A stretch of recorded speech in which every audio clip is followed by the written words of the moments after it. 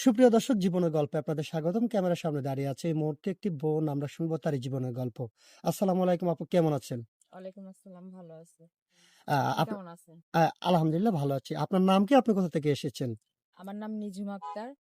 আমি আসছি ফরিদপুর ভাঙা থেকে। ফরিদপুর ভাঙ্গা থেকে। আচ্ছা, ঠিক আছে। আপনার বয়স কত? বয়স 25 প্লাস। 25 প্লাস। হুম। আচ্ছা, বিয়ে-শাদী হয়েছিল? না, না, বিয়ে শাদী হয়নি। বিয়ে-শাদী এখনো হয়নি। আচ্ছা, ঠিক আছে। মাশাআল্লাহ, আপনি দেখতে শুনতে অনেক সুন্দর, মাশাআল্লাহ। তো এখন তো 18, 19, 17 হইলে বিয়ে-শাদী হয়ে যায়। আপনার 25 প্লাস চলছে। আপনার কি জন্য বিয়ে হচ্ছে না? আসলে বিয়ে হলে তো টাকার প্রয়োজন। কারণ যেকোনো জায়গায় এখন যৌতুকের সংখ্যাটাই বেশি। আর প্রথমত আমার বাবা নেই। আমার বাবা স্ট্রোক করে মারা গেছে।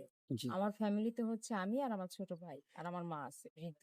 আচ্ছা, আচ্ছা, ঠিক আছে। আপু, আমি বুঝতে পেরেছি আপনার ফ্যামিলিতে বাবা নেই। আপনার বড় কোনো ভাই আছেন? না, না, না, আমার ছোট ভাই, আমিই বড়। আপনিই বড়। হ্যাঁ, আপনার ভাই বোন কজন? ২ বোন। এ ১ ভাই ১ বোন। ১ ভাই ১ বোন। মানে আপনার ভাই আপনার ছোট। হ্যাঁ, আমি আচ্ছা, বড়। ঠিক আছে, বুঝতে পেরেছি। যে ফ্যামিলিতে আপনি একমাত্র বড়, আপনার যেহেতু বাবা নেই, আপনার মা কি করেন? আমার মা টুকিটাকি কাজ করে। মেম্বারের বাড়িতে একটু মানে হাতে পাতে কাজ করে। এভাবেই চলে। আর আমি বাচ্চাদের পড়াইতাম। এখন গ্রামে তো মনে করেন যার, যার বাচ্চাদের তারা, তারা পড়ায়। ঘরেই মানে ঘরোয়াভাবে আচ্ছা, আচ্ছা, ঠিক এরকম। আছে। আপু, একটা কথা বলি, আপনার শিক্ষাগত যোগ্যতা কতটুকু? এসএসসি পর্যন্ত। এইচএসসি পর্যন্ত। হ্যাঁ, আপনি মানে মাঝে মধ্যে ছোটখাটো ছেলেপেলে যারা আছে তাদেরকে পড়াতেন। হ্যাঁ, হ্যাঁ, আচ্ছা, আচ্ছা, ঠিক আছে। আপনার যৌতুকের জন্য আপনার বিয়ে হচ্ছে না, তাই তো? হ্যাঁ। আচ্ছা, এখন আমাদের এখানে আসছেন যৌতুক ছাড়া বিয়ের জন্য। হুম। আচ্ছা, আপনাকে যিনি বিয়ে করবেন ওনার বয়সটা কেমন হতে হবে?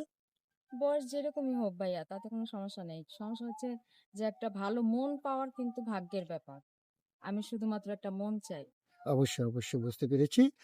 আপনি একটা ভালো মনের মানুষ চান। তার হ্যাঁ, বয়স ডাজন্ট ম্যাটার। হ্যাঁ। আচ্ছা, আপনার এখন কথা হচ্ছে আপনার সাথে যোগাযোগ করবেন কিভাবে? আসলে যোগাযোগ করবে কিভাবে? আমার ফোন ছিল, আমি মিথ্যা কথা বলব না। আমার ফোনটা আমি বিক্রি করছি। বিক্রি করে আমার আম্মুর ট্রিটমেন্ট করছিলাম। মানে হাঁটুতে পায়ে পানি আসছিল আরকি। পরে ওই চিকিৎসা করছিলাম, ফোন বিক্রি করে দিছি। ওই এখন ফোনটা বিক্রি করে বর্তমানে হ্যাঁ, দিয়েছেন।